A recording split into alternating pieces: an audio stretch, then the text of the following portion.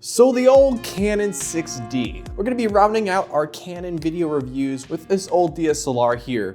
And you might ask, why am I doing a camera review of a DSLR that came out in 2014 and 2021? Well, I think it's important to think about where these cameras have come from, how they've improved over the years, and how even cameras as old as this can still be used in a variety of different ways.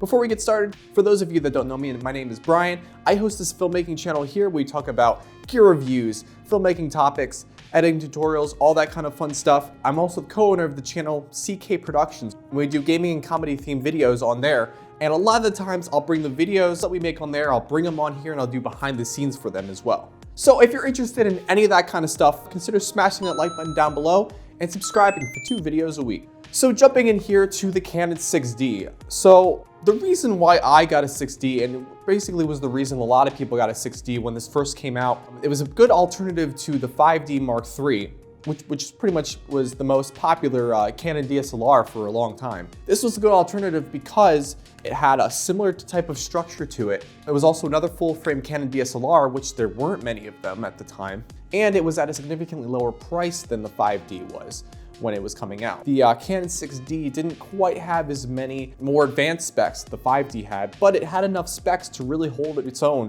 for a lot of different varieties of filmmaking and a lot of different varieties of photography. In terms of specs, we're talking about a full frame 20.2 megapixel camera. In terms of video specs, you're talking about full HD and 24 and 30 frames per second, 720 and 60 frames per second. Now, obviously, when I throw out those numbers now when it comes to video, those specs really do not compare to what the cameras you can get nowadays are. But at the time when these came out, that was something that was sought after. A lot of the DSLRs that Canon was making didn't even have 60 frames per second. It wasn't until maybe I think the 5D Mark III where they actually put 60 frames per second on there. And this was a good alternative if you were coming from like a 5D Mark II or something that only had 24 and 30 frames per second. This gave you the option to shoot in 60 frames per second. But nowadays, even 60 frames per second HD is, kind of pretty much outdated at this point. But again, it's good to think about perspective here because back in the time when I was shooting this camera, I shot a variety of different stuff with it and it worked out really well. And I was able to get a lot of good images out of this thing and a lot of good video out of this thing. Would I say you should buy this camera nowadays to shoot videos with it or films with it? Probably not. The one advantage this camera has in terms of video compared to some other cameras out there is its price point. If you're getting this kind of secondhand nowadays, I don't really think Canon makes new 6Ds anymore since this is a 6D Mark II. You can get one of these for probably like $500 to $700 online. And when you're getting one of these for $500 to $700, because you're not paying as much for it, you aren't getting, the top video specs that you can get, but you are getting a camera that can function in some scenarios for video, but also is a great photo camera. I wouldn't say go and shoot, feature length film or even maybe like a short film you want to put in a festival or something like that on one of these guys or client work. I would not suggest using this thing for video client work because there is a standard that people are expecting nowadays. But if you're shooting by yourself, you're using it as a personal camera or shooting in a scenario even like this for YouTube, there's plenty of people that shoot on something as this quality in terms of video.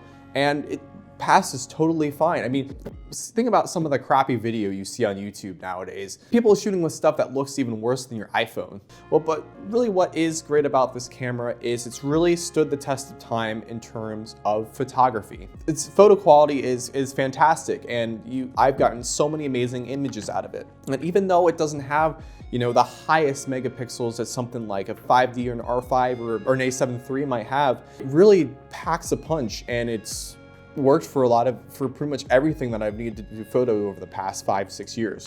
I've printed stuff with this. I got those canvases up there I've shot, with this camera, and even though the megapixels isn't as high as some cameras, the prints turn out great on these. They're very sharp. The color science is great. Because it's a DSLR, the optics are amazing.